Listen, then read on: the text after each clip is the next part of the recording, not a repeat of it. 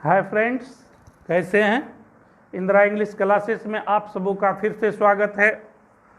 हम लोग model auxiliary verb पढ़ रहे हैं। इससे पहले वाले वीडियो में भी हम लोग 4 मॉडल्स लगभग पढ़ चुके हैं। कैन का यूज पढ़े, मे का यूज पढ़े, शैल और विल का यूज पढ़े। अब इस वीडियो में हम लोग कुड का यूज पढ़ने जा रहे हैं, है ना। तो साथियों, मैंने बार बार आपको याद दिलाया है कि आपको पूरा वीडियो जरूर देखना है ना। पूरा वीडियो जब तक नहीं देखेंगे, है ना, तब तक इनकम्प्लीट नॉलेज आपको होगा।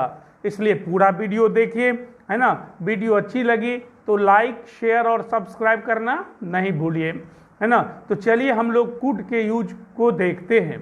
तो सबसे पहले जानते हैं, ये कुड जो आप देख रहे हैं ये है क्या। ये कुड जो है ये होता क्या है, कहाँ से आया है ना। तो उसके बारे में जानिए। देखिए लिखा है इट इज पास्ट टेंस, मतलब V2 पास्ट टेंस तो वर्ब का दूसरा फॉर्म जो होता है उसको पास्ट टेंस कहते हैं, है ना। इट इज पास्ट टेंस यानी V2 है ऑफ कैन। या कैन का पास्ट टेंस है। जैसे प्ले का पास्ट टेंस प्लेड होता है, राइट का रोट होता है, सिंग का सेंग होता है, उसी तरह कैन का पास्ट टेंस कुड होता है ना। तो इसलिए लिखते हैं हम लोग it is past tense of can, है ना। यह कैन का पास्ट टेंस है। इट इज यूज्ड, इसका प्रयोग होता है। चलिए हम लोग देखते हैं कि इसका प्रयोग होता कहाँ है ना। इसको जानते हैं। पहला देखिए लिखा to show once past power oblique ability oblique capacity, है ना। बीते समय की क्षमता है, बीते समय की ताकत या शक्ति है, उसको दिखाने के लिए, उसको इंग्लिश में लिखने या बोलने के लिए कुड का प्रयोग किया जाता है। कुड जो है पास्ट पावर को दिखाता है, बीते समय की शक्ति या क्षमता को दिखाता है। यानी किसी व्यक्ति को बीते समय में कोई शक्ति या क्षमता थी जो अब नहीं है ना। इसका हिंदी भी देख सकते हैं। किसी के पास्ट की पावर ऑब्लिक एबिलिटी को दिखाने के लिए बीते समय में किसी व्यक्ति को कोई शक्ति या ताकत या क्षमता थी, उसको इंग्लिश में लिखना या बोलना होता है, तो हम लोग कुड का यूज करते हैं। जैसा एग्जाम्पल, है ना, जैसा हम लोग आगे एग्जाम्पल में देखेंगे। तो उससे पहले आप स्ट्रक्चर देखिए। स्ट्रक्चर है इसका subject plus could plus V1 plus object. Subject plus could plus V1 plus object. ये पास्ट पावर को दिखाने के लिए स्ट्रक्चर है जिसमें कुड का प्रयोग हुआ है ना। चलिए इसको एग्जाम्पल के माध्यम से समझते हैं, है ना।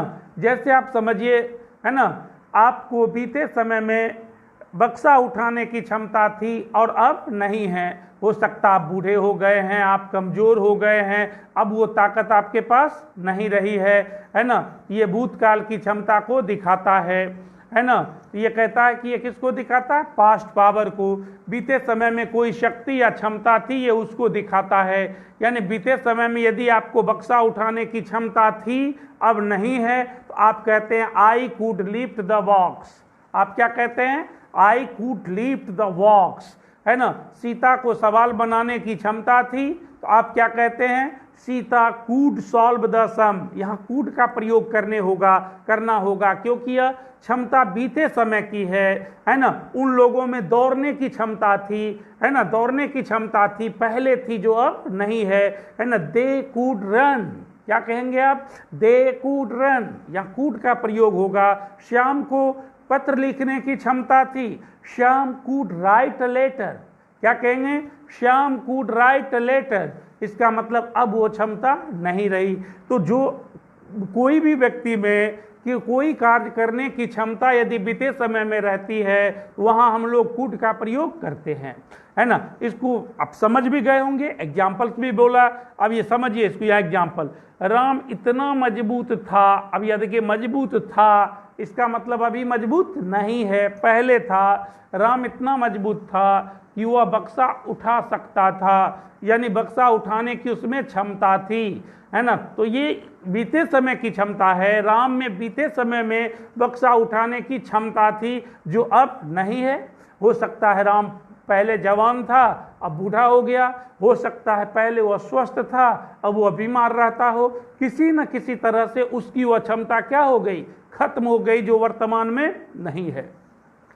आप कहते राम इतना मजबूत था, राम वाज सो स्ट्रॉन्ग, है ना। की का अंग्रेजी डेट, वह बक्सा उठा सकता था, he could lift the box, वह बक्सा उठा सकता था, उसमें बक्सा उठाने की क्षमता थी, ताकत थी, इस बात को यह दिखाता है ना।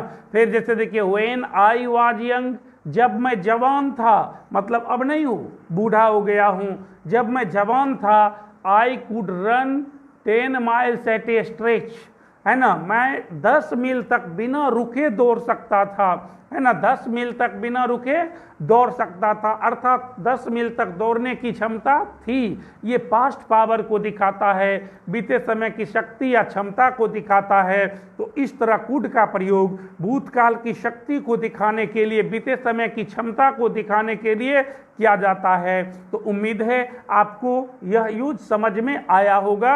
अब इस यूज से रिलेटेड 10 सेंटेंसेस लिखिए। आप अपने नोटबुक पर हिंदी में 10 सेंटेंसेस लिखिए, उसका इंग्लिश लिखिए और उसको 5 बार, 6 बार, 10-10 बार बोलिए। जितना ज़्यादा बोलिएगा, जितना आप रिवाइज करेंगे, तो उतना ही कॉन्सेप्ट इसका क्लियर होगा, आप में, है ना, रिटेन पावर और स्पोकन पावर ग्रो करेगा। इसलिए आप इसको अपने घर पर बैठकर 10 सेंटेंसेस लिखिए, उसको अंग्रेजी में बनाइए और 10 सेंटेंस को 5-5 बार, 10-10 बार बोलिए और जितना हो सके इतना बोलिए, इतना बोलिए कि आपके मस्तिष्क में यह फिट कर जाए, है ना, और आप अपने बोलचाल में इसका प्रयोग करने लगें।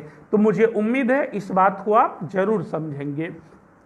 अब कुड का अगला यूज देखिए, नॉट देखिए, है ना, ये इसी यूज से रिलेटेड है, अगला पॉइंट है, इसी यूज से रिलेटेड है। इन दिस यूज, इस प्रयोग में, इट शोज, यह दिखाता, अ नेगेटिव मीनिंग ऑल्सो। ये कुड का प्रयोग जो है, हम जो अभी देखे, इस यूज में यह नेगेटिव मीनिंग भी शो करता है। अब यह नेगेटिव मीनिंग कैसे शो करता है, हिंदी भी देख सकते हैं। इस प्रयोग में यह नकारात्मक अर्थ भी दिखाता है। कैसे नकारात्मक अर्थ होता है, चलिए हम लोग इसको देखते हैं, है ना, इस एग्जाम्पल से समझते हैं, इस यूज से समझते हैं। देखिए लिखा है, इस, है ना, ये नकारात्मक अर्थ दिखाता है। अब इसको समझिए, है ना, लिखा है राम गाना गा सकता था। क्या लिखा है, राम गाना गा सकता था, मतलब राम में गाना गाने की क्षमता थी, एबिलिटी थी, उसको नॉलेज था, वह गा सकता था, लेकिन किसी वजह से वह गाना नहीं चाहता था। हो सकता है कि उनके कोई टीचर्स वहाँ मौजूद हो, टीचर्स के सामने गाने से शर्माता हो, इसलिए, है ना, नहीं गाया, लेकिन गा सकता था, उसको आता था। हो सकता है उसके पेरेंट्स वहाँ हो, पेरेंट्स के वजह से नहीं गाता हो सकता है उसके एल्डर ब्रदर्स हो, जिसके वजह से वह गाना नहीं चाहता हो, है ना, या वो इसलिए गाना नहीं चाहता हो कि वो नहीं कोई वो नहीं गाना चाहता है इस सेंस में कि वो चाहता है कि दूसरा, है ना, कोई मेरे बारे में नहीं जाने कि मैं गाना गाता हूँ। यानी उसमें क्षमता है, एबिलिटी है, कैपेसिटी है, वो ऐसा कर सकता है, लेकिन उसकी चाहत नहीं है, वो इच्छा नहीं है, वो ऐसा नहीं करना चाहता, लेकिन कर सकता है। तो ये नकारात्मक भाव है ना। आप कहते हैं कि मोहन कुड राइट लेटर, मोहन पत्र लिख सकता था, क्षमता थी, लेकिन वह लिखना नहीं चाहता था, है ना। दे कुड प्ले क्रिकेट, उसमें क्रिकेट खेलने की क्षमता थी, लेकिन वो खेलना चाहता नहीं था, है ना। Madan could do this work, वो यह काम कर सकता था मदन, लेकिन करना नहीं चाहता था। इस तरह कोई भी व्यक्ति में काम करने की क्षमता थी, मौजूद थी, क्षमता मौजूद थी, एबिलिटी मौजूद थी, लेकिन वह करना नहीं चाहता था, तो वहाँ पर आप किसका प्रयोग करते हैं, कुड का प्रयोग करते हैं, है ना। आप जैसे राम गाना गा सकता था, सीता खाना बना सकती थी, वे लोग तुम्हें मदद कर सकते थे, अर्थात उन लोगों में, उन सब में ऐसा करने की क्षमता थी, लेकिन करना नहीं चाहते थे। ऐसी बात को भी अंग्रेजी में लिखने के लिए कुड का प्रयोग कर सकते हैं। तो आप इस यूज से भी रिलेटेड 5-10 सेंटेंसेस लिखिए, उसको इंग्लिश में ट्रांसलेट कीजिए, उसको 5-5 बार बोलिए और इसका फीलिंग अपने दिमाग में लाइए, उसका सेंस अपने दिमाग में लाइए कि हम जो ये बोल रहे हैं हम क्या कहना चाह रहे हैं, है ना। तब आप इसका कॉन्सेप्ट आप में क्लियर होगा, आपका रीडिंग पावर और राइटिंग पावर और स्पीकिंग पावर ग्रो करेगा, है ना। तो मेरी बात को जरूर समझिए और लिखिए। चलिए हम लोग अगला यूज देखते हैं। बी नंबर में देखते हैं, है ना, बी नंबर में यूज है ना, देखिए क्या है बी नंबर में, है ना, टू शो दिखाने के लिए, पोलाइट रिक्वेस्ट नम्र निवेदन, ये कूड का प्रयोग नम्र निवेदन दिखाने के लिए किया जाता है इन एन इंटेरोगेटिव सेंटेंस, कोई इंटेरोगेटिव सेंटेंस में पोलाइट रिक्वेस्ट को दिखाने के लिए, नम्र निवेदन को दिखाने के लिए हम लोग किसका प्रयोग करते हैं, कूड का प्रयोग करते हैं, है ना। हिंदी भी देख सकते हैं, किसी इंटेरोगेटिव सेंटेंस में नम्र निवेदन दिखाने के लिए, पोलाइट रिक्वेस्ट दिखाने के लिए। तो आप समझिए कोई भी इंटेरोगेटिव सेंटेंस है उसमें पोलाइट रिक्वेस्ट दिखाना है, नम्र निवेदन दिखाना है, तो आपको किसका प्रयोग करना है, कूड का प्रयोग करना है ना। आप इसको एग्जाम्पल से देखिए, समझिए, है ना। स्ट्रक्चर भी देख सकते हैं, यहाँ देखिए स्ट्रक्चर है, कूड शुरू में रहेगा, सब्जेक्ट रहेगा V1 प्लस ऑब्जेक्ट, और लास्ट में प्लीज ऑब्लिक काइंडली और क्वेश्चन मार्क जरूर रहेगा। ये क्वेश्चन मार्क जरूर रहेगा क्योंकि ये इंटेरोगेटिव सेंटेंस के रूप में होता है ना। तो आप देखिए, कृपया आप मुझे मदद करेंगे, आप इस हिंदी सेंटेंस को समझिए, कृपया आप मुझे मदद करेंगे, तो आप मदद करने के लिए किसी व्यक्ति से क्या कर रहे हैं, आग्रह कर रहे हैं, नम्र निवेदन कर रहे हैं, कृपया आप यहाँ आएंगे, कृपया आप वहाँ जाएंगे, कृपया आप मुझे इस कार्य में मदद करेंगे, कृपया आप एक पत्र लिखे देंगे, है ना। इस तरह ये क्या है, पोलाइट रिक्वेस्ट है, नम्र निवेदन है, किसी से हम कुछ करने के लिए आग्रह करते हैं। जैसे कृपया आप मुझे मदद करेंगे, तो मदद करने का आग्रह है, तो could you help me please, क्या कहेंगे, could you help me please. आप याद कीजिए, मे में भी पढ़े थे, तो may you help me please, या could you help me please, या may you help me please हो जाएगा, है ना। तो ये देखिए, could you lend me some money kindly, यानी कुछ पैसा उधार लेने के लिए आग्रह कर रहा है, वो कहता है कि कोई आदमी उसको उधार दे। Could you lend me some money kindly, कृपया आप मुझे कुछ गाना दें, ये कुछ, है ना, कृपया आप कुछ रुपया मुझे उधार देंगे, इस तरह हो गया, है ना। Could you post this letter please, कृपया आप ये पत्र, है ना, पोस्ट कर देंगे, है ना, लेटर बॉक्स में डाल देंगे, ये हुआ रिक्वेस्ट, है ना। Could I have a talk with you kindly, कृपया मैं आपसे कुछ बात कर सकता हूँ, तो ये बात करने के लिए आग्रह हुआ। तो दोस्तों, इस तरह के सेंटेंसेस को लिखिए, सीखना हो तो प्रैक्टिस कीजिए, क्योंकि आपके आसपास कोई इंग्लिश बोलने वाले नहीं हैं, आपको सीखना है, तो इसलिए आप अपने नोटबुक और पेन की मदद लीजिए और उसमें इस सेंटेंसेस को 10 बार लिखिए। ऐसा सेंटेंसेस रिक्वेस्ट के लिए, किसी से खाने का रिक्वेस्ट कीजिए, किसी से पत्र लिखने का रिक्वेस्ट कीजिए, किसी से बाहर आने जाने का रिक्वेस्ट कीजिए, किसी से अंदर आने का रिक्वेस्ट कीजिए, है ना, और तरह तरह से रिक्वेस्ट कीजिए और उसको इंग्लिश में लिखिए और 10 बार 5 बार उसको, है ना, बोलिए, कॉन्सेप्ट क्लियर करने के लिए, सीखने के लिए, समझने के लिए, है ना। ऐसा करने से आपके अंदर जो है रीडिंग पावर, राइटिंग पावर और स्पीकिंग पावर क्या करेगा, डेवलप करेगा, ग्रो करेगा, धीरे धीरे आप समझने लगेंगे, है ना। चलिए हम लोग आगे बढ़ते हैं। उम्मीद है कि आपको ये सब अच्छा लगता होगा, तो दोस्तों पूरा वीडियो जरूर देखिए, है ना, इधर उधर की बातें नहीं करना है, पूरा वीडियो देखना है और समझना है। चलिए हम लोग अगला सी नंबर में देखिए, लिखा है टू शो दिखाने के लिए प्रेजेंट एंड पास्ट, प्रेजेंट और पास्ट के अनरियल सिचुएशन और वास्तविक स्थिति को इन द फॉलोइंग स्ट्रक्चर्स, निम्नलिखित स्ट्रक्चर्स में। ये कूड का प्रयोग आप पढ़ रहे हैं, देखिए लिखा टू शो दिखाने के लिए present and past unreal situation, present और पास्ट के अनरियल सिचुएशन को इन द फॉलोइंग स्ट्रक्चर्स, निम्नलिखित स्ट्रक्चर्स में। कूड का प्रयोग, है ना, प्रेजेंट और पास्ट के अनरियल सिचुएशन को दिखाने के लिए किया जाता है। अनरियल का मतलब जो रियल नहीं है, जो इमेजिनेशन है, कल्पना है ना, उसको दिखाने के लिए कूड का प्रयोग भी किया जाता है। हिंदी भी देख सकते हैं, प्रेजेंट एवं पास्ट के अनरियल सिचुएशन को दिखाने के लिए निम्नलिखित स्ट्रक्चर में। प्रेजेंट और पास्ट के अनरियल सिचुएशन को दिखाने के लिए इसका प्रयोग निम्नलिखित स्ट्रक्चर में किया जाता है ना। चलिए हम लोग इसको आगे देखते हैं। चलिए इसको आगे एग्जाम्पल के माध्यम से और स्ट्रक्चर के माध्यम से देखते हैं।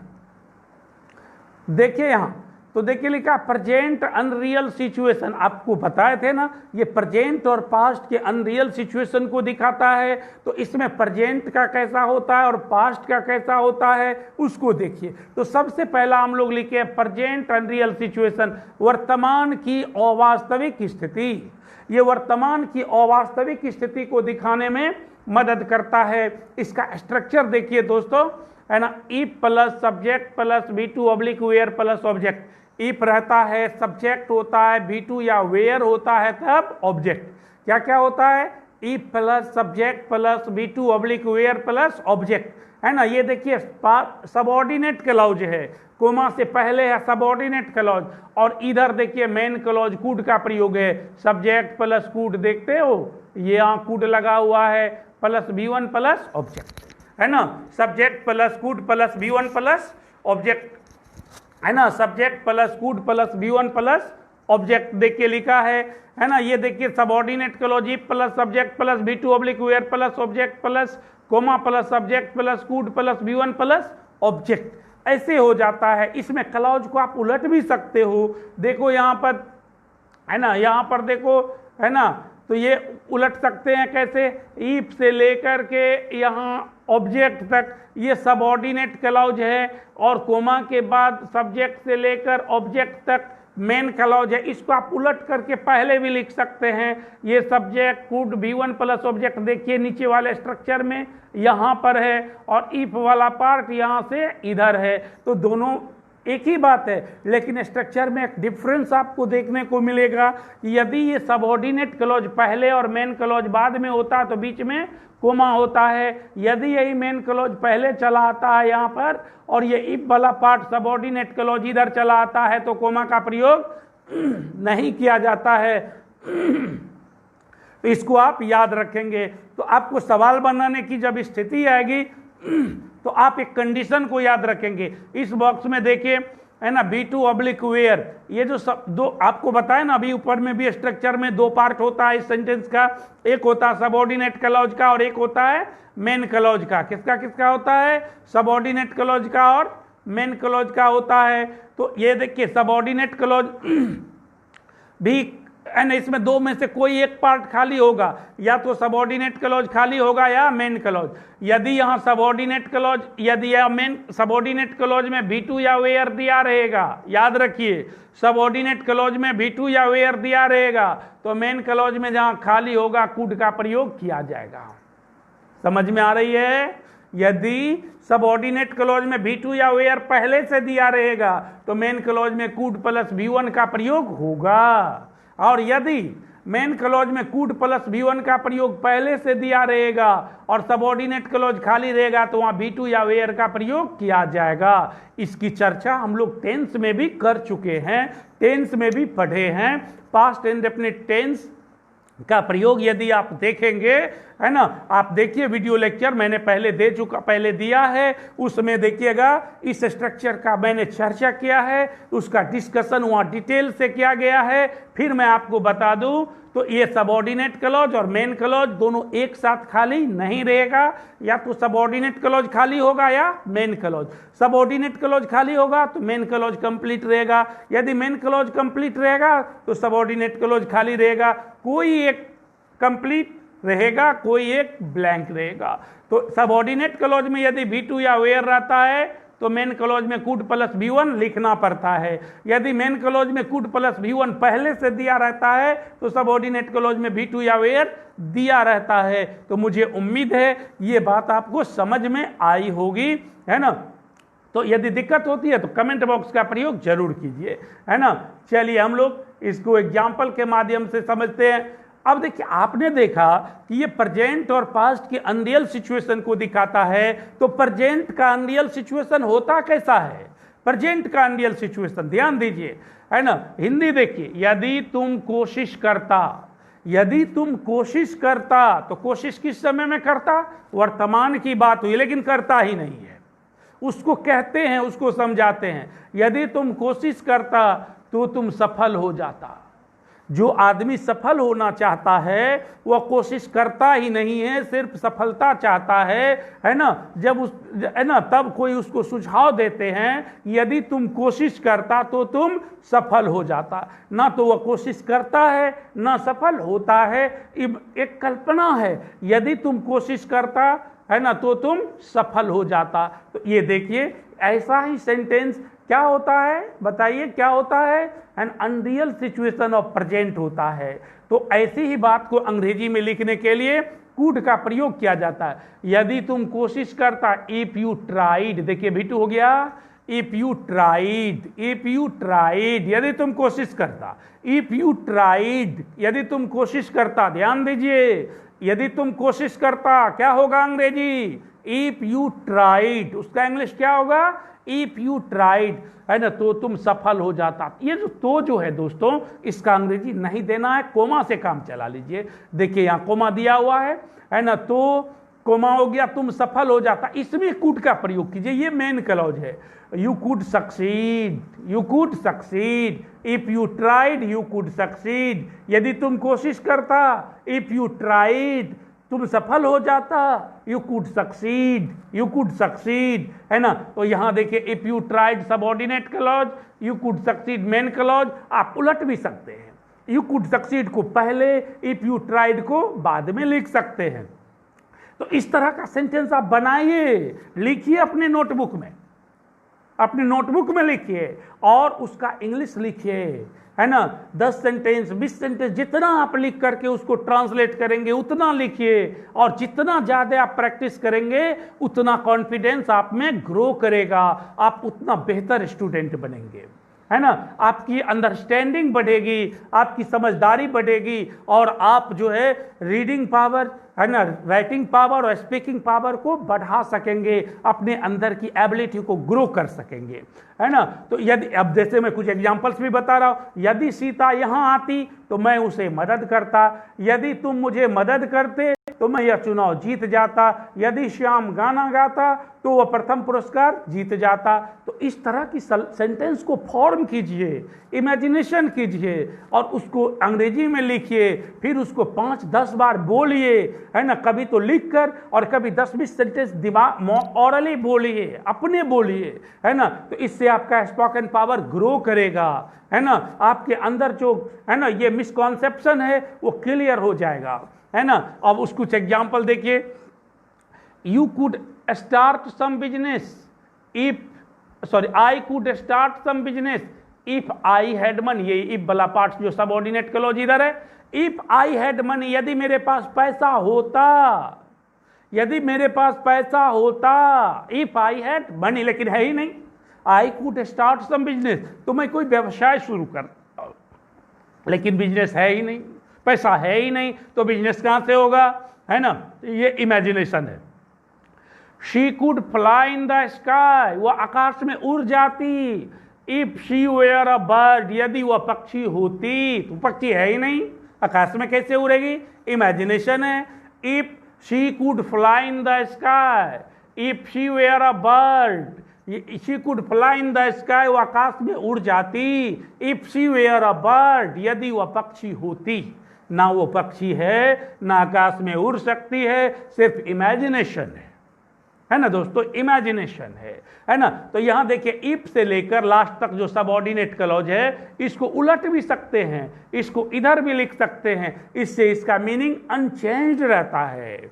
If she where a bird she could fly in the sky, और इसको ऐसे भी बोल सकते हैं जैसा लिखा हुआ है, she could fly in the sky if she where a bird, ऐसे भी लिख या बोल सकते हैं। तो इससे मीनिंग में कोई चेंज नहीं आती है। जितना आप चेंज करके लिखते हैं, है ना, उलट पलट कर लिखते हैं, तो आपके अंदर जो है ना, ये कैपेसिटी ग्रो करता है ना, पावर ग्रो करता है। तो ये आपने अभी प्रेजेंट के अनरियल सिचुएशन को देखा, समझा। अब पास्ट की बात करते हैं, पास्ट का अनरियल सिचुएशन कैसा होता है।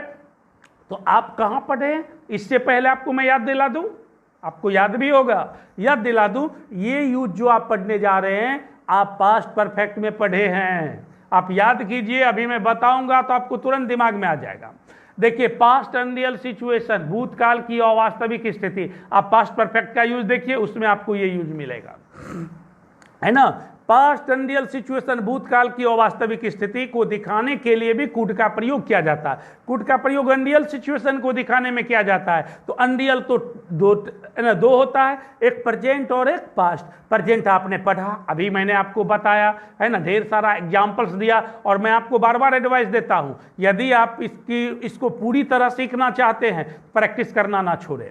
5-10 सेंटेंसेस अपने नोटबुक में लिखें, उसको हिंदी में लिखें, इंग्लिश में लिखें, उसको 5 बार 10 बार बोलें, और तब आप महसूस करें कि क्या आप जिस अवस्था में पहले थे, प्रैक्टिस करने के बाद जो आपका जो ये जो है, ये अंदर जो उस टॉपिक का या कैन या कुड जो भी यूज आपने पढ़ा है, उसका प्रैक्टिस किया है ना, उसमें आपको आप में इंप्रूवमेंट हुआ या नहीं हुआ, आप तुरंत आप महसूस करने लगेंगे, है ना। तो मुझे उम्मीद है आप मेरी बात जरूर समझेंगे। तो पास्ट अनरियल सिचुएशन को देखिए, if plus subject plus head plus V3 plus object. क्या लिखा है? If plus subject plus head plus V3 plus object, है ना। तो इसमें देखो दोस्तों, ये सबऑर्डिनेट क्लॉज है। इफ वाला, इफ से जो भी पार्ट क्लॉज शुरू होता है सबऑर्डिनेट होता है ना। तो ये सबऑर्डिनेट क्लॉज है, इसमें इफ को हम लोग आगे रखे हैं। यदि आप चाहते हैं कि नहीं, हम इफ का प्रयोग नहीं करें, है ना, इफ को हम नहीं लिखना चाहते हैं, तो आपके पास एक ऑप्शन और है, आप ऐसे भी लिख सकते हैं। कैसे?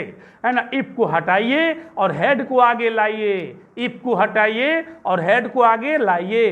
If if plus subject plus head plus V3, आप इसको लिख सकते हैं head plus subject plus V3 plus object. If हट गया, इफ को हटाने के लिए हेड को आगे कर दीजिए, खत्म हो गई कहानी। चाहे आप इफ से लिखिए कि हेड से लिखिए, एक ही बात होता है। ऊपर में देखिए if plus subject plus head V3 object है, नीचे में देखिए head plus subject plus V3 plus object है, एक ही बात है, इसमें कोई प्रॉब्लम नहीं है ना। फिर जैसे देखिए, है ना, फिर कोमा है, फिर ये है main clause, subject plus could है V3 प्लस ऑब्जेक्ट। देखिए यहाँ कुड प्लस है प्लस V3 वर्ब के रूप में यहाँ कुड का प्रयोग हुआ है ना। तो इस तरह जो है पास्ट अनरियल सिचुएशन को दिखाने के लिए भी कुड का प्रयोग किया जाता है। तो स्ट्रक्चर होता है if plus subject plus head plus V3 plus object plus subject plus could plus है प्लस V3 प्लस ऑब्जेक्ट, है ना। तो आप सबऑर्डिनेट क्लॉज जो if plus subject plus head plus V3 plus object है, उसके बदले में सबऑर्डिनेट क्लॉज का दूसरा रूप भी दे सकते हैं, head plus subject plus V3 plus object. लेकिन मेन क्लॉज दोनों स्थिति में सेम रहता है, मेन क्लॉज में कोई चेंज नहीं आती है ना। तो आपको जैसे दोस्तों ऊपर में भी बताया, तो सबऑर्डिनेट क्लॉज और मेन क्लॉज को आप चेंज भी कर सकते हैं। तो यहां पर जो लास्ट में सबऑर्डिनेट क्लॉज है, उसको नीचे देखिए ऐसे भी लिख सकते हैं पहले, और मेन क्लॉज जो इफ वाला है उसको इधर भी लिख सकते हैं। इससे इसके मीनिंग में कोई बदलाव नहीं आती है, कोई चेंज नहीं आती है ना। तो चलिए हम लोग आगे इसको एग्जाम्पल, है ना, को देखते हैं। हाँ, एग्जाम्पल देखने से पहले एक तो बात और याद रखना होगा। तो यहाँ पर देखिए एक बॉक्स है, बॉक्स में लिखा है हेड प्लस V3, है ना, तब लिखा है equal to could have V3। तो इसको आप समझिए, इसमें दो पार्ट को दिखा रहा है। ये यदि सबऑर्डिनेट क्लॉज में हेड प्लस V3 रहता है, तो मेन क्लॉज में कुड हैव प्लस V3 रहता है। तो या तो सबऑर्डिनेट क्लॉज खाली होगा या मेन क्लॉज खाली होगा। याद रखिए, दोनों क्लॉज एक साथ खाली नहीं रहेगा, या तो सबऑर्डिनेट क्लॉज खाली होगा या मेन क्लॉज। तो सबऑर्डिनेट क्लॉज यदि खाली नहीं होगा, तो उसमें हेड प्लस V3 ऑलरेडी दिया रहेगा। तो मेन क्लॉज में आपको तुरंत समझ जाना है कुड हैव प्लस V3 ही होगा। तो यदि हैव प्लस V3 तो पहले से दिया रहता है दोस्तों, तो सिर्फ कुड का जगह आपको खाली रहेगा, तो वहां कुड आप भरिएगा, है ना। जैसे देखिए यहाँ सबऑर्डिनेट क्लॉज है, यदि ये मेन क्लॉज है, इधर सबऑर्डिनेट क्लॉज है। यहाँ देखिए सबऑर्डिनेट क्लॉज में हेड प्लस V3 दिया हुआ है, तो मेन क्लॉज में यहाँ खाली रहेगा, तो वहीं पर कुड आपको भरना होगा। तो उम्मीद है कि आपको समझ में आया होगा, है ना। अब चलिए एग्जाम्पल देखिए, है ना। देखिए ये पास्ट अनरियल सिचुएशन जो होता है, उसमें किस तरह का सेंटेंस होता है कैसा होता है ना। देखिए लिखा यदि वह कठिन परिश्रम क्या होता, है ना। यदि, अब ये सोचिए, यदि वह कठिन परिश्रम करता, सोचिए, यदि वह कठिन परिश्रम करता, और यहां क्या लिखा है, यदि वह कठिन परिश्रम किया होता, यदि वह कठिन परिश्रम करता, और यहां क्या लिखा है, यदि वह कठिन परिश्रम किया होता, करता किया होता, है ना। ध्यान दीजिए, यदि वह कठिन परिश्रम करता वह प्रेजेंट हो जाएगा, यदि वह कठिन परिश्रम किया होता तो वह पास्ट हो जाएगा। यदि सीता गाना गाती ये प्रेजेंट हो जाएगा, यदि सीता गाना गाई होती तो ये पास्ट हो जाएगा, यदि वे लोग यहाँ आते तो प्रेजेंट हो जाएगा, यदि वे लोग यहाँ आए होते तो पास्ट हो जाएगा। तो दोस्तों, सेंटेंस के बनावट को भी ध्यान में रखना है, समझना है, तब आप इसको पूरी तरह समझ सकेंगे। देखिए, यदि वह कठिन परिश्रम किया होता, देखिए है ना, पास्ट में है, किया ही नहीं हम लोग सिर्फ समझ रहे हैं, कल्पना कर रहे हैं। यदि वह कठिन परिश्रम किया होता, है ना, तो वह परीक्षा अच्छी तरह पास किया होता। ना तो वह कठिन परिश्रम किया, ना परीक्षा पास किया, उसके बारे में हम लोग सिर्फ सोच रहे हैं।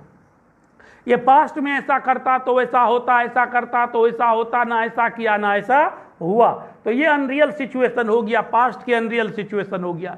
यदि वह कठिन परिश्रम किया होता, देखिए लिखा if he had worked hard, देखिए ये सबऑर्डिनेट क्लॉज है, if he had worked hard, तब या कुड का प्रयोग देखिए, he could have passed the examination well, he could have passed the examination well, if he had worked hard. ध्यान दीजिए, if he had worked hard he could have passed the examination well.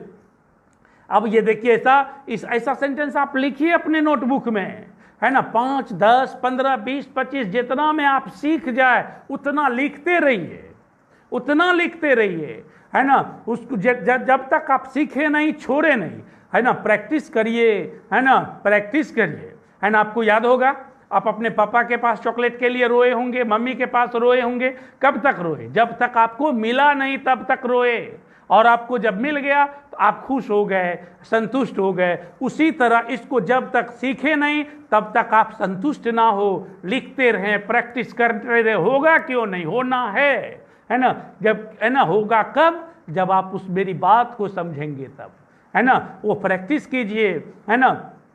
इसको आप उलट करके लिख सकते, if he had worked hard, तो if को हटाएंगे तो देखिए हैड ही वर्कड हार्ड, देखिए है ना, आपको ऊपर वाले स्ट्रक्चर में, यहाँ पर एग्जाम्पल स्ट्रक्चर में बताए थे, है ना। इफ को हटाने के लिए हैड को क्या करें, आगे कर दे, वही क्या, हैड ही वर्कड हार्ड। ये मेन क्लॉज ऊपर में जैसा है वैसे है, सेम है। इसके क्लॉज को उलट भी सकते हैं, तो ये जो मेन क्लॉज है उधर, है ना, he could have passed the examination well, he could have passed the examination well, है ना, if he had worked hard, if he had worked hard.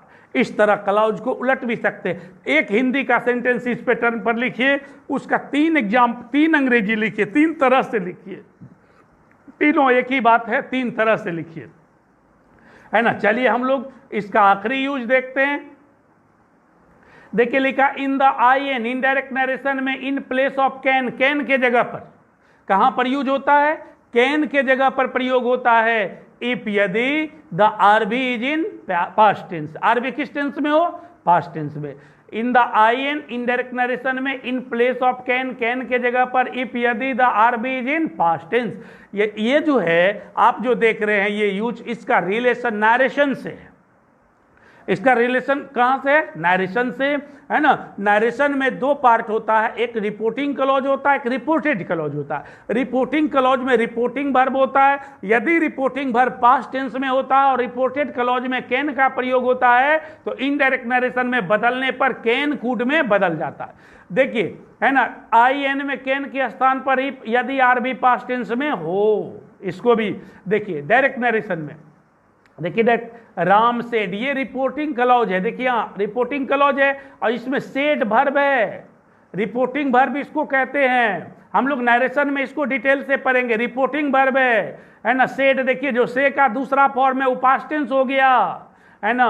She can solve the सम, ये देखिए रिपोर्टेड स्पीच हो गया, रिपोर्टेड क्लॉज हो गया जिसमें यहाँ कैन का प्रयोग है, रिपोर्टेड क्लॉज है जिसमें कैन का प्रयोग है डायरेक्ट नरेशन में। तो ऐसे डायरेक्ट नरेशन के सेंटेंस को इनडायरेक्ट नरेशन में बदलने पर कैन किस में बदल जाता है, कूड में, है ना। देखिए देखिए लिखा राम सेड दैट शी हो गया, अब यह कैन जहां वहां क्या हो गया, कूड सॉल्व द सम। तो कैन कूड में क्यों बदल गया, क्योंकि रिपोर्टिंग क्लॉज में जो रिपोर्टिंग वर्ब है वो पास्ट में है, इसलिए इनडायरेक्ट में बदलने पर रिपोर्टेड स्पीच में जो कैन का प्रयोग हुआ है वह कूड में बदल गया है। मत कहने का ये मतलब हुआ रिपोर्टिंग क्लॉज के वर्ब का जो टेंस होगा रिपोर्टेड क्लॉज के वर्ब का भी वही टेंस होगा। तो है ना, तो इधर पास्ट है तो कैन का भी पास्ट कूड लग जाएगा। They said to a reporting clause है जिसमें सेड क्या है, रिपोर्टिंग वर्ब है। देखिए सेड पास्ट टेंस है ना। Radha can lift the box, ये रिपोर्टेड क्लॉज है जिसमें कैन का प्रयोग किया गया है। किसका प्रयोग किया गया, कैन का प्रयोग किया गया है ना। इसको जब इनडायरेक्ट में बदलते हैं तो दे सेड टू हर के बदले में क्या लिखना होगा, दे टोल्ड हर, क्योंकि सेड टू को यहाँ ऑब्जेक्ट है, टोल्ड में बदल गया, कोमा के जगह डेट, राधा कैन के जगह कूड, है ना, लिफ्ट द बॉक्स। ये कैन कूड क्यों हो गया, क्योंकि रिपोर्टिंग क्लॉज का जो वर्ब है वह पास्ट में है, तो रिपोर्टेड क्लॉज का वर्ब भी किस में होना चाहिए, पास्ट में होना चाहिए, है ना। तो इस तरह हम लोग जो है ना कूड का यूज पढ़े समझे, है ना। उम्मीद है कि आपको ये यूज है ना अच्छी लगी होगी। आप पूरा वीडियो देखें, है ना। आप यदि अच्छी लगी ये वीडियो तो आप लाइक जरूर कीजिए और अपने दोस्तों को शेयर कर दीजिए, है ना। और यदि चैनल आपने सब्सक्राइब नहीं किया है तो सब्सक्राइब कर लीजिए ताकि इस तरह का वीडियो आपके पास कंटिन्यू जाता रहे। Thank you for watching the video.